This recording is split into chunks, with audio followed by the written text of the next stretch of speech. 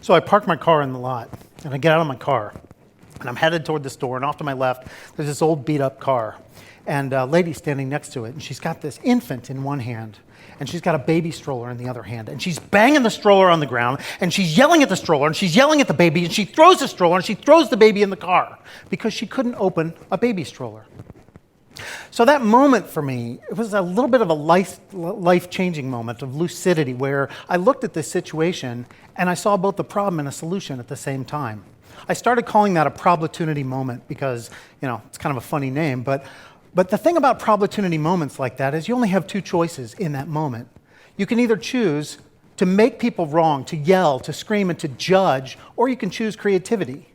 We tend to choose the judgment way because it's a whole lot easier for our brain to process, and creativity takes work and it's kind of hard.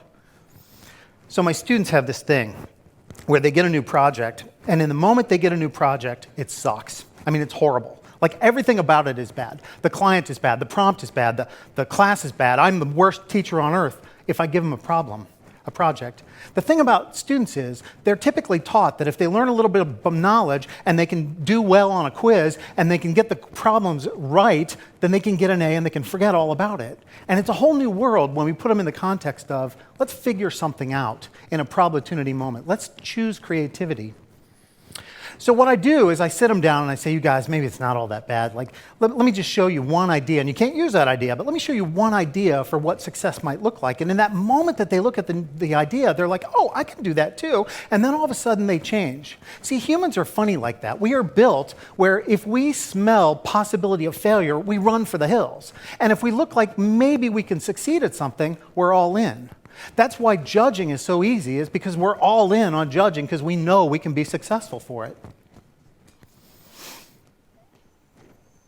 So like Maria said, I teach creativity and entrepreneurship at Miami University in Oxford, Ohio. But before I did that, I had a small industrial design and innovation and invention company for about 25 years. And while I was there, I learned a lot of things. One of the interesting things that I learned there was that creative confidence is required for doing good work. So creative confidence is the thing that allows us to believe in ourselves long enough to get past the possibility of being wrong. And as soon as we get past that, we can all of a sudden do good work. And what I mean by good work, though, is not necessarily like getting an A on a quiz. When I talk about good work or great work, I'm talking about the epic kind of work, like the kind of work that you can't wait to tell your families about, like the kind of work that you have to overcome some kind of obstacle or self-limiting belief and to accomplish something. Like, that's the kind of work that allows us to be proud of the things that we do. And all good work is about being proud of the things that we do and making a contribution. But it takes creativity. And a lot of times we don't choose creativity. We don't choose creativity for a number of reasons. But when I talk about creativity, by the way, I don't mean like, yes, novel and useful, but creativity in a sense of solutions that are seemingly random, yet make perfect sense. Like the kind of solutions that make people smile. Creativity always leaves us with a smile, no matter what we do.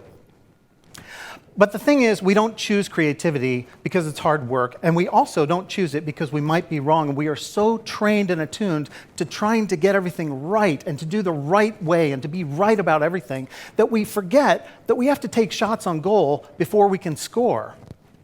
My students are great, but sometimes they won't choose creativity because they're so afraid of getting something wrong. The biggest thing that they could ever possibly get wrong, of course, is getting a B. That's like the worst thing that could ever happen in the history of the universe.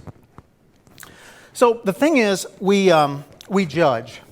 Our picture is sideways somehow, but we judge. We are trained to judge in a lot of ways. So yes, education, marketing, advertising, a lot of things teach us to judge as opposed to choosing creativity.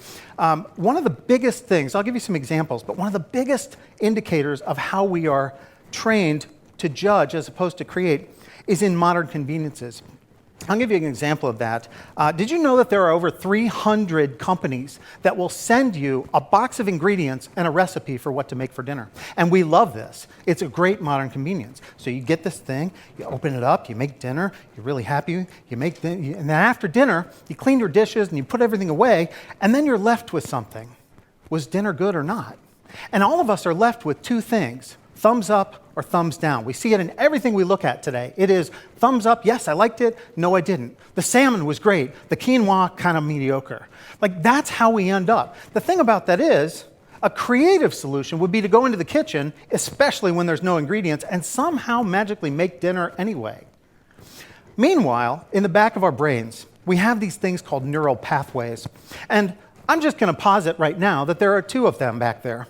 One of them for creativity and one of them for judging. And if you look at that, it's like the one for creativity is kind of taken over and hijacked, and it atrophies over time. So over time, we learn, don't bother being creative because it's so much easier to judge. And the neural pathway for judgment back there, it's like we feed it steroids every single day because it's getting huge. This is an epidemic that's sweeping our world, the lack of creativity. And what the result of that is that creativity is in the hands of a few professionals who are doing great work.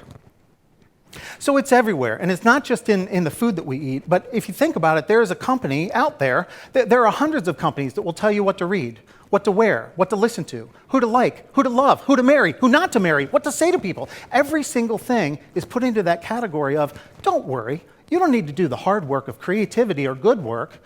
All you need to do is say you like it or don't. But we can overcome that. Because every single human that I've ever met in my life has something lurking inside. That thing that's inside of us is this magically brilliant, creative entrepreneur that has the courage to change the world. We all have it, but we're so hesitant to reach inside of ourselves and do it. We're so hesitant to take risks in the world. That's all we have to do. A bad idea is to not believe in ourselves. Another bad idea is trying to get an A. So I have this student, Hannah. And I got to tell you, of, let's say, 7,000 things that I've graded over the past 7 or 8 or 10 years of teaching, whatever it is, of all of those projects, it's like A, B, C, D's are here, and Hannah's are up there where the lights are. I mean, this work was so, I can't even tell you how amazing the project is that she turned in. So I sit Hannah down, and I say, Hannah, you know, I can only give you so many A+. Like, what would prompt you to do this much work and to work this hard on this project? And she smiled, this great little smile. And she says, I don't know. I just didn't know how to get an A on the project, so I did this. And I was like, oh my God, I want to be Hannah when I grow up. The thing about Hannah is she did not let A, B, C, D validate her existence on Earth. And I hope none of us do. She let her contribution be the thing that defines her, not the grade. And not counting on somebody else to validate us. So what's your good work? What are your Problematunity moments? The ones that you've rocked with creativity, but more importantly, what are the ones that you chose to say, yeah, that was okay, or no, that was horrible? My hope is that we can all look back and find those Problematunity moments that we could have been more entrepreneurial. Because some people say, I don't like it. Entrepreneurs, what they say is, I don't like it. I wonder if I could do better. And maybe together, if we identify all of those little Problematunity moments that we chose the easy way out, maybe we can go back and do something spectacular. That's my hope for all of us. So back to the lady in the parking lot. I could have yelled at her. I could have screamed. I could have kicked, whatever. I could have done all kinds of stuff, but I didn't. What I did was I got up the next morning and I went to my office and I grabbed a jogging stroller that we had designed a couple years earlier and some cable and some metal and some springs and a rivet gun and a drill and 2 of the designers, and we went into the shop and we started building something. And what we built was a mechanism by which you could hold a baby in one hand and you could pop open a stroller with the other hand and open the stroller without getting angry and without the hesitation or without throwing your baby back into a car.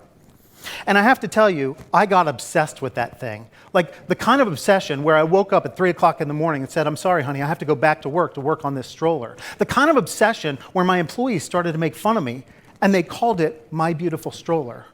So TJ, rest in peace, made this little badge for the front of that stroller that said MBS. TJ, what's MBS? Eyman, that's my beautiful stroller, as in, don't touch my beautiful stroller. And they made fun of me for a year about that. And I have to tell you, you can make fun of me for years. You can make fun of me as much as you want, because over 25 years of doing work, there are few things on earth that I'm more proud of than doing something that no one paid me for, no one asked me to do, and there was no instruction manual, but I did something real. And if you want to have something real, it's actually not that hard. We open our eyes, we open our ears to the Problematunity moments, and let those moments smack us so hard that we choose creativity every single time. We also reach into ourselves and let that brilliant, courageous entrepreneur come out and do its magic. We most importantly stop doing what we're trained to do, which is just judging and choosing the easy way, and we choose creativity. And more important than anything is don't waste a minute of our precious lives on anything less. Thank you so much for your time.